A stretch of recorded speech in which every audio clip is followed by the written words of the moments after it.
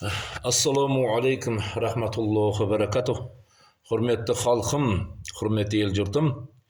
Mınау Facebook paraqşalarında, және Instagram paraqşalarında, YouTube paraqşalarında bir ötürükті bösіп айтып жүретін Тазжанның братишкасы жүр. Сол Тазжанның братишкасының сөзі мынандай екен да. Мына хажылыққа барып, Мәкке Мәдинаға барып, ибадат құлшылыққа барған кісілер қайтыс болса, оларды көнбейді екен, бір жаққа бүйтіп лақтырып тастай салады екен, қоқырсықтардың үстін лақтырып береді екен деп жағы бөсіп айтып отыр. Жанында бір қыз қаңсылап оған сөзін қуаттап отыр. Тура жағы өтірікші жігіттің сөзін бір қыз жаман итше қыңсылап жағы сөзін қуаттап отыр. Екеуі де бір тексіздеу, тектілігі жоқ біреулерге ұқсайды. Мен ойлаймын, сол анау жанындағы жағы жігіттің сөзін қуаттап отырған қыздың бет-аузын көріп отқаны жоқ. Біз бет-аузын көрмесек те, о қыздың бір сиганға ұқсайтынын байқап отырмыз. Сиганға қалай ұқсап қалады адам? Сиган көрші болса, мүмкін соның қыздың анасы сиганға ғашық болып қалып, сиганнан туылып қалды ма деп қоямын. Мына өтірікті бөсіп отырған жігіт, бұл енді шешесінің сүті тоқтап қалып, ешектің сүтіне мінген ба деп ойлаймын да. Неге дегенде ешек бас сияқты да, тура ешек сияқты да. Ешек қысып аңырап отыр да жаңа. Ешектің сүтін берген сияқты мынаған тура. Бала кезінде, кішкентай кезінде, жас нәресте кезінде ешектің сүтін берген сияқты, шешесінің сүті тоқтап қалып. Бұл ешек құсап қазір аңырап отыр. Біздің дінімізге қарап аңырап отыр, басқа жаққа қарап емес. Бұл ақмақ. Ол жерге сен сияқты тек қана санасыз ақмақтар ғана бармайды. Ол жерге бүткіл дүние жүзін барлығы өрге ибадат қылуға, құлшылық қылуға барады. Неге дегенде Аллах Аллах тағала Құранда баруды бізге бұйырған өрге барыңдар деп та. Сондықтан өрге барады. Сен сияқты ақмақтар ғана бармайды. Енді өзің сияқты бір ақмақтар болған осы біздің Қазақстанда бар. Өткенде бүткіл ақпараттардан айтты.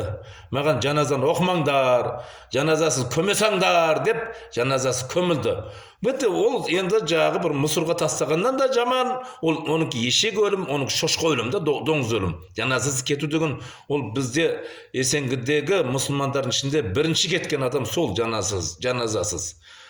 Сен соның туысқанысың ба, сен соның жақынысың ба, бірдеңең болу керек сол.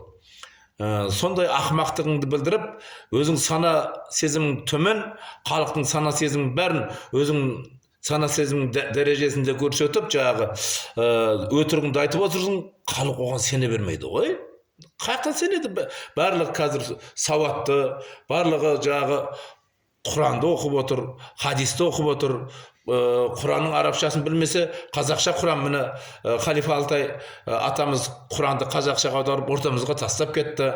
Имам Бұхаридің жағы хадисін қазақшаға аударып ортамызға тастап кетті. Соны оқып отқан кісілер бар, Құранды оқып отқан кісілер бар. Сен емес, мына Құранды оқып жүріп, жағы орысша Құрандарды оқып, Россияда қанша қыздар, қанша балалар дінге кіріп жатыр. Бүткіл дүние жүзі барып келіп жатып, сенің айтып келген сөзің, сенің айтып отырған сөзіңді ешкім айтып жатқан жоқ. Неге? Олар барып көзімен көріп отыр. Сен ақмақ өрге барған жоқсың. Сен сияқты ақылсыз надандарға Аллах Аллах тағала ояққа баруды нәсіп етпейді. Сондықтан сен бара алмайсың, өшерде отырып, бөсіп, өтірігіңді айтып отырсың.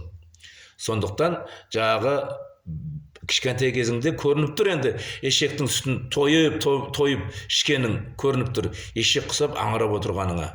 Анау жаныңда қыз, сенің сөзіңді қуаттап отырған қыз. Ол енді анау ойлап отырмын, сиганның қатысы бар. Шешесі сиганға ғашық болып, сиганмен ойнап қойып, содан туылған ба деп қоям. Сиган сияқты мінезі бар екен, ыңқылдап отырғанына қарағанда. Сондықтан екеуіңді жағы ойланыңдар. Өздерің құсап дінге қарап үргендер, дінге қарап аңырағандар, кезінде сондай аңырағандар болған, олар шіріді. Олар өлмей жатып шіріді. Кейіннен өлгеннен кейін оларды көмуге де ел бармады, жеркенді. Жағы өзің ұқсап сасып пықсып өлді. Сондықтан қазірден бастап шірік шалмай жатып екеуіңді Құдайға иман келтіріңдер, Құдайдан кешірім сұраңдар, бейшаралар. Біз өзіміз көзімізбен көрдік. Мынау асыр намаз кезінде бізді алып барған жігіт жағы Мәкке Мәдинаға құлшылық қылуға барғандар өлгенде көметін жерді көрсетті. Біз көрдік.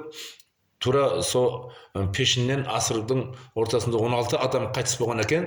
Ол жерде электромобильдер бар екен. Екі өлген адамнан салып, сөрге алып кіріп, ағайын туысқандарының көзінше сөрді ақ жуып, аралдап көміп жатқанын біз байқадық, өзіміз көзімізбен көрдік, басқа біреуден естігеніміз жоқ. А сен ешкімнен де естімегенсің да. Ешкім саған ештеңе деп айтпағанда, өзің ойыңнан өтірікті құрастырып айтып отырсың. Тасша бала да бүйтіп өтірік айтпайды. Сен соған қарағанда кім біледі? Әкең командировка болып кеткен кездерде тасша бала үйіңе келіп, жағы Құдай қонаққа қонып кетті ма? Тасша бала үйіңе келіп, Құдай қонаққа қонамын деп шешеңді алдап бірдеңе қылып кетті ма? Содан кейін сен туылдың ба? Өтірік жаман айтып отырсың ғой, былайша айтқанда тек жаман ғой.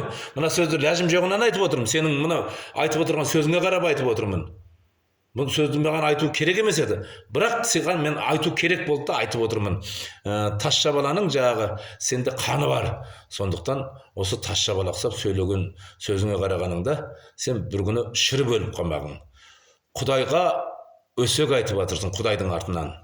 Аллах Аллах Тағаланың артынан өсек айтып жатырсың. Пайғамбарымыз Мұхаммад саллаллаху алейхи вассалам жүрген жерлердің, ізі түскен жерлерге көзіңе елестетіп тұрып өсек айтып отырсың. Бейшара болып қалмағың, инвалид болып қалмағың. Аллах Тағаланы көзіңді алып қоямын десе ештеңе тұрмайды. Ақылыңды алып қоямын десе ештеңе тұрмайды. Шірітіп өлтіріп қоямын десе ештеңе тұрмайды. Сен иман келтірдің. Сен Аллах Тағаладан кешірім сұрағың әлде болса. Елдің басын шатымай тыныш жүргің бала.